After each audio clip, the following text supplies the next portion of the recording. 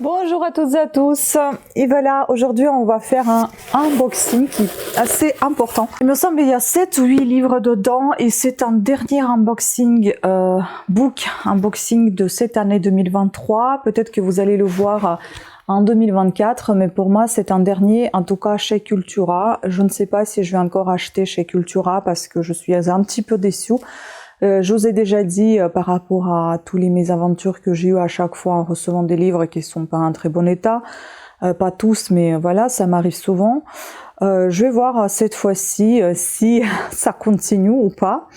Et puis il me reste encore un bon d'achat pour mon anniversaire qu'ils m'ont offert, donc je vais voir. Soit Cultura, ça peut continuer, mais uniquement en magasin en direct, plus sur internet. Soit je vais arrêter complètement. Là, j'ai passé encore des achats tout simplement parce que j'avais des bons d'achat qui m'ont été offerts par mon chéri, donc je voulais les utiliser bien évidemment. Et là, vous allez voir tout ce que j'ai acheté avec les bons d'achat chez Cultura. Je vais peut-être vous rapprocher un petit peu, hein. Et je suis avec les lunettes, je suis désolée si ça reflète, mais franchement, je suis tellement fatiguée que je ne vois pas grand chose, donc ça me soulage d'être avec des lunettes. Au moins je vois un petit peu ce que je suis en train de filmer. Bon. Ouh là là là là, les livres ont voyagé. Oh. C'est quelque chose, hein. Ça voyage tout le temps. Non mais regardez, mais c'est vraiment... Putain, ça m'énerve. C'est tout le temps mal emballé. Hein. Tout le temps. C'est mis n'importe comment en fait. Bref, je vais essayer de trier par catégorie au moins que vous ayez la vidéo plus ou moins construite. Là, il n'y en a qu'un. Pourquoi t'as pas mis deux au lieu de foutre celui-là qui est tout abîmé? Enfin, je comprends pas. Enfin, si j'emballais comme ça les colis, j'aurais eu que des retours. C'est pas ridicule ça? N'en parlons pas. Alors, je vais séparer parce que ici, il y en a des... livres plutôt historiques, quasi mystery, thriller, enfin bon, je sais pas trop. Je sais pas trop comment faire. Ouh là là là là, il y a des beaux livres. Hein. C'est ça, il y en a 7. Donc il y a un livre qui me manquait et vous allez le voir dans un book haul, book unboxing sur... dans une autre des vidéos parce que j'ai commandé sur Amazon. Franchement... On a beau à dire ce qu'on veut sur Amazon, mais les produits sont livrés nickel, en tout cas pour ma part.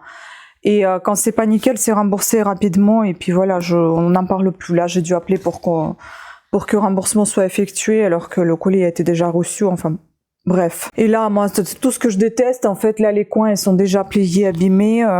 Là, c'est quoi ça? Non, mais regardez, mais comment tu peux, purée, comment tu peux emballer les livres comme ça? Enfin, franchement, ça m'énerve. Mais qu'est-ce que c'est que ce... Non mais... C'est quoi ça là? Non mais vous vous rendez compte?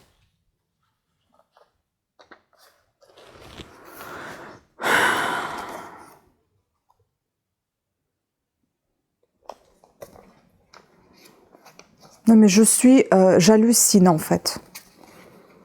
Ils savent pas... Ils savent pas. Il n'y a rien à dire. Ils savent pas emballer. Plus jamais j'achèterai... par correspondance chez Cultura. Là, il faut que j'arrête là. Je suis dégoûtée. Mais qu'est-ce que c'est? Et sûrement, je vais garder ce livre, hein, parce qu'il m'a l'air vraiment très bien. Non mais, j'ai la rage là, je suis énervée.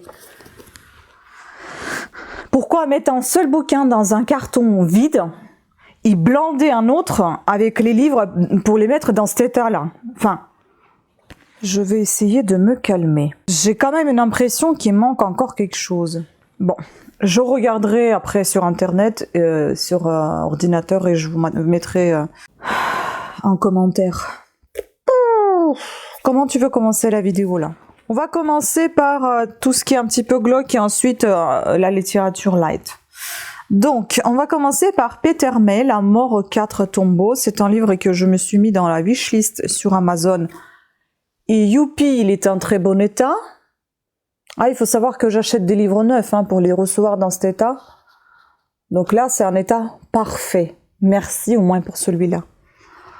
Donc, Peter May. Et là, nous avons... On n'est pas loin de 400 pages. Je vous lis 4e de couverture comme d'habitude. Traduit de l'anglais par Ariane Bataille. Un Paris, lors d'une soirée trop alcoolisée, amène Enzo MacLeod, ancien légiste de la police écossaise établi en France, à entreprendre une enquête autour de la disparition inexpliquée de Jacques Gaillard, conseiller du Premier ministre devenu star de la télévision et dont on n'a plus aucune trace depuis le mois d'août 1996. Cette affaire énigmatique a mis en échec la fine fleur de la police française. Arrogance déplacée ? En quelques jours, à la surprise générale, MacLeod remonte le fil jusqu'à une malle fortuitement découverte dans les catacombes de Paris. D'où ces têtes. D'ailleurs, on a visité les catacombes de Paris, si ça vous intéresse. Je vous mettrai ici dans le petit i, vous pouvez vous y rendre. Une malle qui contenait, outre un crâne humain, une fort étrange collection d'objets, une coquille Saint-Jacques, un stéthoscope, un pendentif avec une abeille, une médaille de l'ordre de la Libération.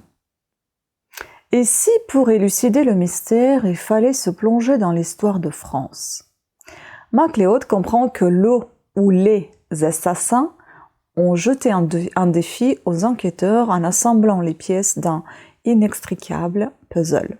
Il décide de relever le gant, sans imaginer que le tueur puisse s'en prendre à lui. Franchement, ça a l'air super intéressant. Donc, écoutez, à découvrir absolument. Ensuite, parfait, en super bon état. Donc, on a Henri Lovenbrock, j'aime beaucoup. Le Testament des siècles. Pareil, je l'ai mis dans ma wishlist sur Amazon.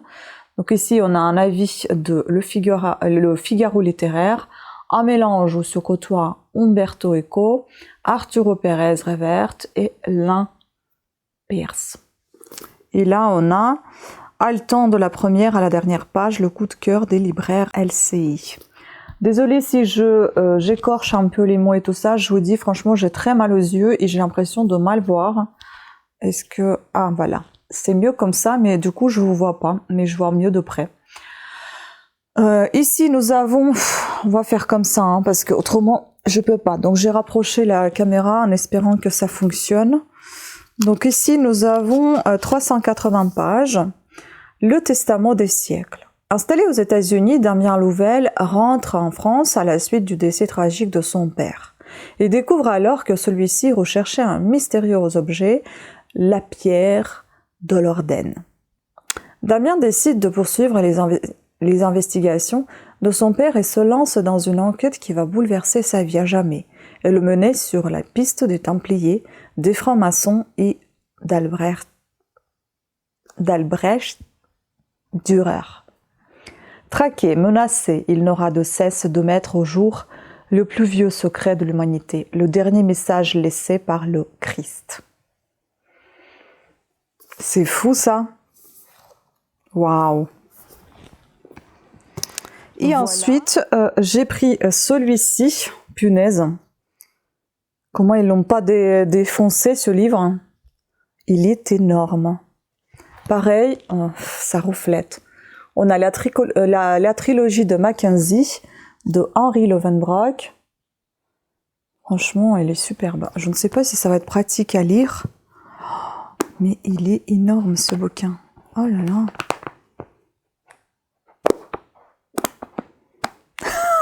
Il est vraiment énorme. Et donc dedans, vous allez retrouver le rasoir d'Occam, les cathédrales du vide et le mystère Fulcanelli. Donc nous avons ici, elle a coûté quand même 18,90 €, mais il faut savoir si j'achetais à l'unité, j'aurais payé 18 € juste pour 2 livres, et là j'en ai 3 dans un.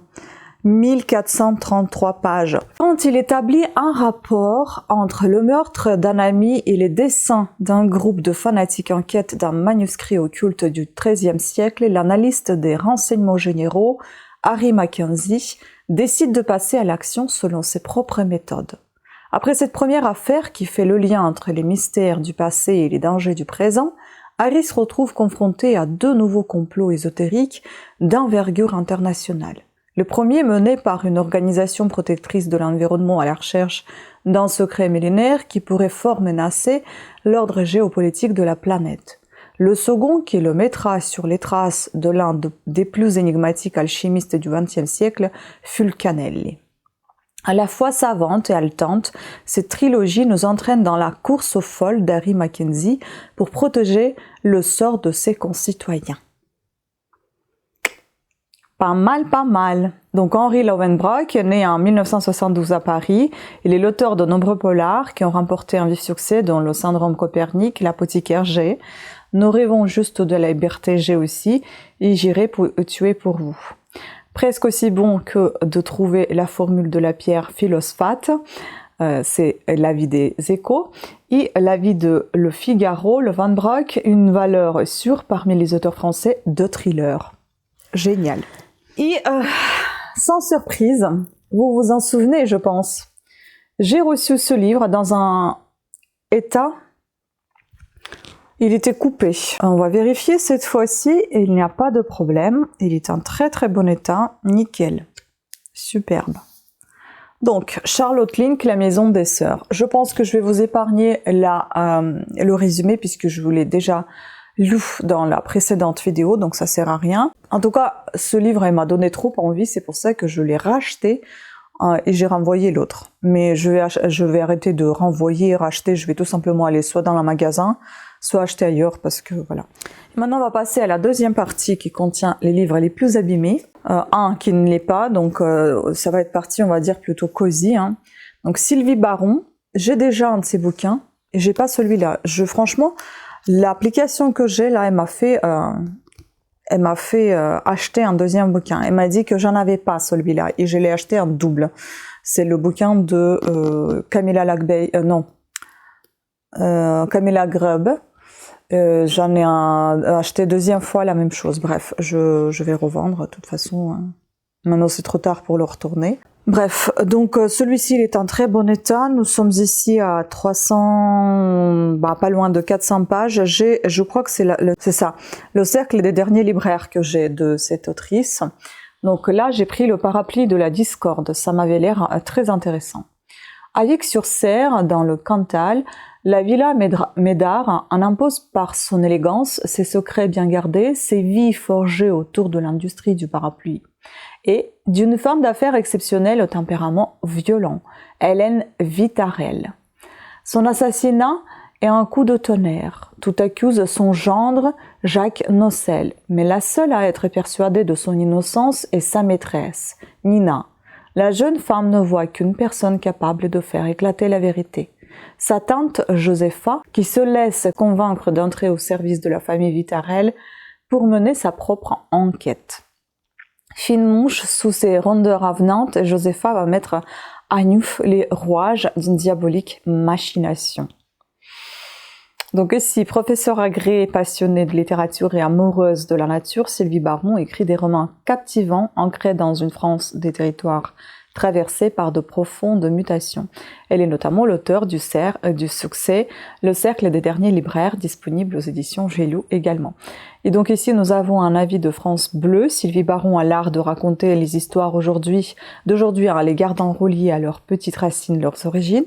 Et le journal du Centre, donc l'Agatha Christie de la Haute-Auvergne, a encore frappé. Génial.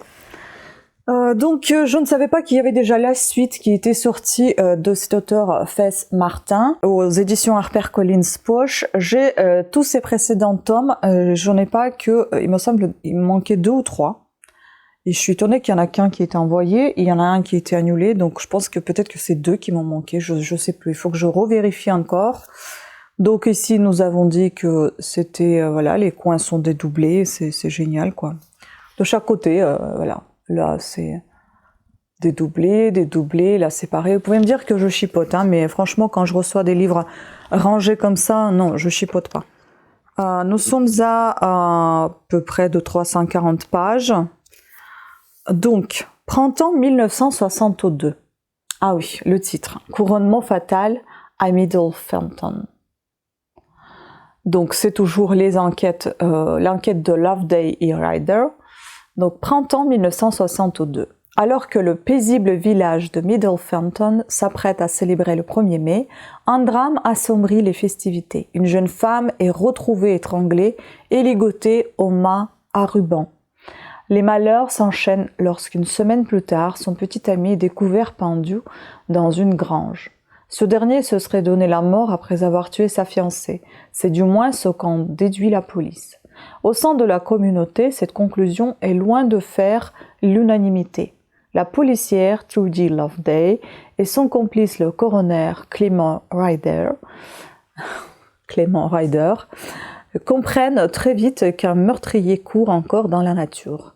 Et le tueur a déjà prouvé qu'il était prêt à éliminer toute personne qui cherchait à le confondre. Auront-ils le temps de démasquer l'assassin avant qu'il frappe à nouveau? On a l'avis de Blog My Book, donc ambiance cosy et champêtre à souhait, qui nous fait rêver de champs et villages anglais tout en savourant la progression d'un duo bien attachant. J'adore les villages anglais, et donc tout ce qui est cosy et champêtre, ça me va très très bien. Donc traduit de l'anglais par Benjamin Kunzer. Et enfin, celui qui a souffert le plus, le pauvre, c'est celui-là, c'est celui que je voulais le plus. Voilà comment c'est arrivé. On peut dire ce qu'on veut, que je chipote ou autre chose, je me répète, je sais. Mais les livres aujourd'hui, ils coûtent 8-9 € quand même, les livres de poche. C'est pas rien. Des fois, j'achète les livres d'occasion en meilleur état que les livres neufs. Pourquoi j'achèterais des neufs si je les reçois pire que l'occasion?